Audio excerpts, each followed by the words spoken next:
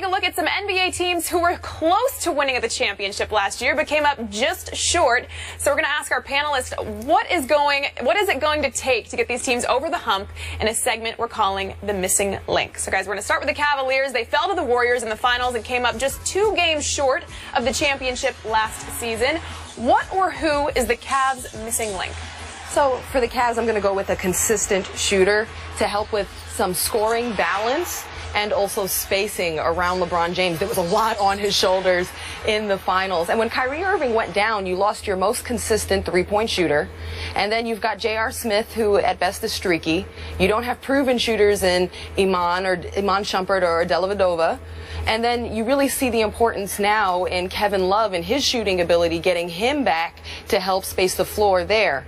Now, another way to space the floor that I thought was interesting, too, I covered the Warriors this season, and Andrew Bogut said to me, Tristan Thompson spaces the floor. Why? Because he crashes the glass so hard. So he goes so hard every single time that Bogut said the key is I can't let him be in open space because then I'll never be able to box him out. I got to keep contact, which means I got to stay close, which means I'm defending him like a three-point shooter. Bogut said he actually had to defend Tristan Thompson the same way he would defend Kevin Love as a shooter because of Thompson's offensive rebounding ability. So as long as you can help space the court and clear it out and help it for other people, I think that's what the Cavs need. This is so easy to me. I mean, listen, they need a healthy Kyrie Irving. They need a healthy Kyrie Irving. I think right now we're talking about them winning the title instead of the team who covered the Golden State Warriors. I think they would have still won. Maybe. I mean, they may have, but listen. We'll never know. What Kyrie does is he takes so much. You said they need a shooter. They need a scorer. That's Kyrie. That's what he does. He can get to the basket whenever he wants. He was never healthy throughout really the entire playoffs. And we didn't see it. They were able to get there. They were able to put some pressure, on Golden State, even without having Kevin Love. I mean, I don't even think Kevin Love, losing him, is going to matter that much. They're much better defensively without Kevin Love in the lineup. Let's face it, Tristan Thompson, not even close. Mozgov, rim protector. Mozgov, all of it. But Kyrie Irving is a key here. If he comes in, again, he takes the pressure off. He can make plays. He can let LeBron be more of a facilitator. At the end of the game, we all knew every single play, give the ball to LeBron. They couldn't even get it to him half the time until there was 7-8 in the shot clock. And he's taking contested shots that he won't have to take when Kyrie's out in the court. So, honestly, we could talk about all the other things. Blatt learning for another year and getting better in coaching over here, but it's Kyrie. Yeah. I think David Blatt is hoping he's not missing as a part of this link with the Cleveland Cavaliers, but story to be told with that one. For me, it's a backup small forward because, to your point about LeBron James, you can't continue to have him play 40-plus minutes. That's just not going to fly where he's going to have enough when the playoffs roll around at the end-of-game situations. I like this second-round pick, Sir Dominic Pointer out of St. John's, who can provide that relief. He can defend a little bit. Oh, well, he has the best name in the draft, Sir Dominic Pointer. Not King, but Sir Dominic Pointer. I like that name. I just think having that relief at the backup small forward situation because Kyrie Irving is going to be healthy. I love Tristan Thompson. They're going to resign him. Timothy Mozgov was better than I thought he was going to be. I thought he was going to be good coming from Denver. I didn't foresee what he was able to do, and I think he's going to work on his offensive game to alleviate a lot of stress in the Cleveland Cavaliers. Whatever's going to happen between Blatt and LeBron, you know what? The future's going to take care of that. But if you can provide some relief at small forward this way, when he goes down, a guy will come in and not just decorate the court or hold minutes until LeBron gets back out there. He's going to be productive when he's out there. Maybe Sir Dominic Pointer can do that, but they're able to find that either with him or in free agency. That's going to be a boon to the Cleveland Cavaliers. You're a big Sir Dominic Pointer fan, by the way. Here's why. Got Sir Dominic Pointer helping out now? We'll put it this way. They're going to need all hands on deck from that standpoint, and you don't have to worry about him coming in and saying, we need you to give us 20 minutes. Hey, give us 10. They give that guy a break. I think it's we need you to give LeBron his towel. Whatever he has to do, whatever that has to happen, and as long as we can get the name Sir Dominic Pointer in the NBA game, it's good for the Cavs. I'm John, and it's good for the country. All right, next up, the Bulls. They fell to the Cavs in the 3rd round. It took them to 6 games, though. What or who is the Bulls' missing link? I think for the Bulls, it's rejuvenation. It was a lot last season with all the Thibodeau and ownership and executive drama. And then also you've got offense from your post players, which could use some new juice. Pau Gasol is talented, but he's up there in age. He's 35, probably playing too many minutes. Joakim Noah had a down year for himself last year offensively. And then also Derrick Rose, you hate to see him get hurt. You don't want to have that happen. You root for this guy so much, but his constant injuries are deflating. They suck the wind right out of him, out of his teammates, out of the city, out of the fan base, and it's hard, you know? So where do you get that rejuvenation from? I think you invest in Jimmy Butler. Get him back. Pay that man. He bet on himself, and he earned it. Yeah. And also, you've got a new head coach, which often means a fresh start. Yeah, I know Fred Hoiberg well, and I think he's going to be able to get this team healthy, both from a physical standpoint, because he's not going to ride him the way Tibbs did. And listen, Joakim Noah was hurt all year. They should have shut him down 2 weeks before the All-Star break. They could have given him a month off, and Noah could have been healthy. He looked like he was dragging out there with the knee issues. I mean, he had every issue known to man with his legs and knees. You know, everybody was hurt on that team at some point this year. Everybody. Gasol was kind of the last one standing. He got hurt in the playoffs. So I think Hoiberg is going to understand how to bring this team together. It's just a fresh approach that these players are going to love. So Hoiberg's a guy that he could talk to him. You know, Tibbs was not a touchy-feely guy. He just wasn't. Great coach, but Hoiberg will be able to communicate with the guys. And I think this team had factions in the locker room. And it's interesting because I know all these guys, and they're really good. Derrick Rose is a great guy, but has no interest in being a leader. Zero.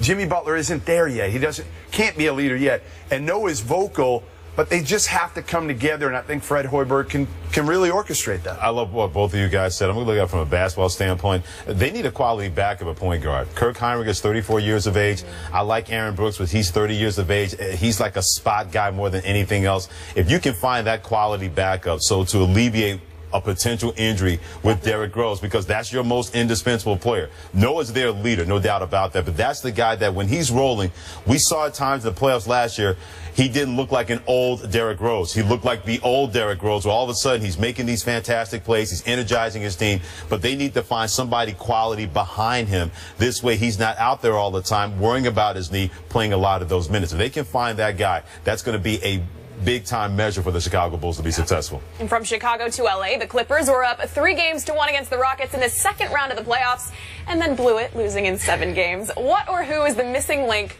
for the Clippers? Clippers need some depth, because after you saw them beat the Spurs, the defending champs at the time, you thought, oh man, this is for real. It was a legacy type game for Chris Paul with the bad hamstring, knocking down that off the backboard shot, and you said, God, they're going to give the Warriors trouble. This is it. But then they just collapsed. They ran out of steam. They burnt out against the Rockets. You didn't beat the Spurs to do this against the Rockets. And I think that you stay with the core, because Jordan, Griffin, and Paul, they are elite. So now you got to get serious about guys that can come in and produce in spurts. You got to get serious about the middle of the bench. No, you're absolutely right. They need guys that can come off the bench that can help. There's something missing there chemistry-wise. I can't put my finger on it, but when you've got CP, you've got, you know, Jordan protecting the rim. You've got Blake, who's gotten so much better. I mean, this was a guy that really wasn't very skilled when he came in, you know, the NBA, came out of college at Oklahoma, and there's something missing there. And Doc Rivers is pretty good at managing people and managing players, but I just think there's got to be more cohesion with the Clippers. They have the talent. They don't have the bench, but sometimes you get away without, you know, having a great bench when you've got a great starting unit. But I can't put my finger on it completely. I just think there's something missing. Is it like a lack of leadership, or? Yeah, no, I think CP, you know, Chris Paul is a pretty good leader, and Blake's coming. He's still young. He's trying to figure it out. DeAndre's DeAndre. I think, again, maybe they need another guy, too, another wing that can really take some of the pressure off those guys. Yeah. I think scoring depth in the front line, I think that's where that has to come from, because when their big guys come in, whether it's Glenn Big Baby Davis, he tries hard, but at a certain point, those days him coming off the bench getting 10, 12 points a game like he did in Boston, those days are over as far as I'm concerned with the Clippers. Long, long gone. Blake Griffin was so good. He was like a human triple-double at times in the playoffs. Whatever they needed him to do, right? Just unbelievable how each and every year he's done something different. When you say, my goodness, I didn't think he had that in. My goodness, I didn't think he was able to do something like that. They need somebody else where they bring that guy. They need a Jamal Crawford on the front line. When Jamal Crawford comes in the game, Doc Rivers says, don't worry about anything. Just put the ball in the hole. I'd love to be that guy. Oh, absolutely. Green light, go. If you tell me that the ball can go up and I don't have to worry about any consequences or repercussions, that ball is going up on the bench as far as I'm concerned. They need that kind of guy on the front line to really alleviate what Blake Griffin continues to be able to do will only expand his game. You know what else they need? DeAndre Jordan to go learn from Rick Barry how to shoot free throws. Yeah. Go shoot him underhand. Rick Barry, John Barry, any Barry. Find that Barry Manilow. I don't care. We got a Barry here. Find any Barry. Yeah, find any Barry that can make that work to make him make free throws. Well, lastly, James Harden and the Houston Rockets lost to the Warriors in the Western Conference Finals. What or who is the missing link in Houston? Rockets need a playmaker. They really missed Patrick Beverley when he was out with injury. Jason Terry is serviceable, but he's up there in age. And you saw in the finals in the playoffs with the Warriors, Harden has 13 turnovers. The ball's in his hands too much. You're asking so much of a very capable player. Get a playmaker who can create easier shots for Harden and Dwight Howard. Yeah, ditto. I mean, Patrick Beverley's great defensively. He's a bulldog, but I think they need an upgrade over Patrick Beverley in terms of a high-level point guard if they can do it. They got Sam Decker, a steal at 18 in this draft, but he doesn't fit their biggest need, which is a point guard. What you two said. Exactly. That's what they need, because James Harden, you can't have him, as Jamel Hill on his and hers like to say, part of DTM, doing too much. He does enough as it is, and I thought he should have got more votes for MVP to make that a closer race between Steph Curry, Golden State, and himself. But yeah, Patrick Beverley, he's an off-the-ball guy that's a dogged defender. Jason Terry's 37 years of age. You can't count on that. He was never that kind of point guard playmaker. Anyway, you need that guy that when James Harden can say, oh, you can dribble the ball more than twice? Fine. Here you go. This way, in the fourth quarter, he's stronger, he's more effective, and he can be that playmaker, not the one we saw having 13 turnovers in a closeout game versus Golden State. Well, we are going to get back to the newcomers. Towns goes #1 and Okafor goes #3. But will Okafor be the better pro? We'll compare the two big men when we come back. First Take is brought to you by Firestone. Whatever you drive, drive a Firestone. Well, we asked you earlier in the show, will the Knicks regret taking Chris Porzingis with the 4th overall pick? Surprising results here. 51% say yes, 49% say no. Really? Now that we know that, Shocking. yeah, it really is. So it's time to take a look at which teams were winners and which teams were losers in this year's draft. Each of the panelists will give us their choices, and we'll start with the winners. Ross. My winner, the Lakers. You know, they got D'Angelo Russell. They have a point guard for the future, an heir apparent to Kobe Bryant, and they can address all of their bigger post-player needs, big-time player coming in free agency. So they got everything they needed there, and also they picked up Anthony Brown out of Stanford, which I think is a very nice catch. A 3-and-D player, he can help stretch the court. Loser, I'm going to say Jahlil Okafor. Simply because he could have been a #1 draft pick. And there's money to be made in being #1 and storylines to be told. And then he ends up dropping to Philly, where it's a losing culture. There's a glut of post players, question marks. The game plan is not that clear. And it's just, I think it was tough on him. All right, I'm gonna rattle off a few winners real quick here. I'm gonna go with D'Angelo Russell as a winner. He's in LA. He's got the ball in his hands. He plays with Kobe and learns with Kobe. To me, the Miami Heat. You get Justice Winslow at 10. That's an absolute steal. He's going to be a great piece. Tough, versatile. He'll help kind of keep that culture going. I like Kelly Oubre in Washington. They've traded up a few spots with Atlanta and got a very talented wing player. So those are my 3 winners. Losers, Okafor, totally with you there. You don't want to be in Philly. You don't want to be in that culture. #2, the Celtics. I thought it was a bad pick. They took Terry Rozier. He duplicates what they already have. They took him at 16. It was a reach. Danny Ainge tried to trade up and couldn't. Rozier is kind of a non-shooting combo guard. Yeah, I went winners like players, because it's hard to say teams are winners and losers after the draft, although I'm going to go against that with the loser part of this equation. Winners, D'Angelo Russell, I'm with you guys. Going to the Lakers, Justice Winslow sliding in the Heat. Sam Decker going to the Rockets at 18, where you played with James Harden and Dwight Howard. I thought he won that one. All 3 of those guys losers.